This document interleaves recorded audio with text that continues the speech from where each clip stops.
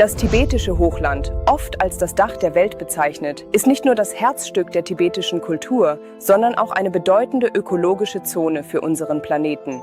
Diese riesige Region, die nach der Arktis und Antarktis den drittgrößten Eisspeicher der Welt beherbergt, ist die Quelle vieler großer asiatischer Flüsse, darunter der Brahmaputra, der Ganges, der Mekong und der Yangtze. Diese Flüsse versorgen fast 2 Milliarden Menschen flussabwärts mit Wasser. Doch der Klimawandel stellt eine ernsthafte Bedrohung für dieses empfindliche Ökosystem dar. In den vergangenen 5 Jahrzehnten sind 80% der Gletscher auf dem tibetischen Hochland zurückgegangen und haben dabei 4,5% ihrer Gesamtfläche verloren.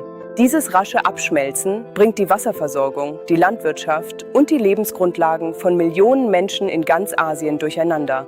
Seine Heiligkeit, der 14. Dalai Lama, betont seit langem die Bedeutung eines verantwortungsvollen Umgangs mit der Umwelt.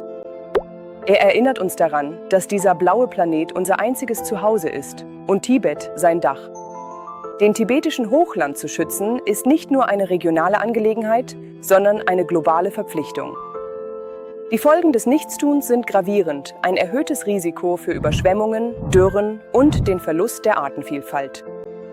Darüber hinaus beschleunigt die Zerstörung dieser Region den globalen Klimawandel und beeinflusst Wetterlagen sowie den Meeresspiegel weltweit.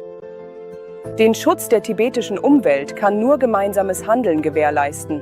Dazu gehören nachhaltige Praktiken, die Achtung des Gleichgewichts der Natur und das Bewusstsein für die Verbundenheit allen Lebens. Folgen wir dem Aufruf seiner Heiligkeit und arbeiten wir gemeinsam daran, das Dach der Welt zum Wohle Tibets, Asiens und unseres gemeinsamen Planeten zu schützen.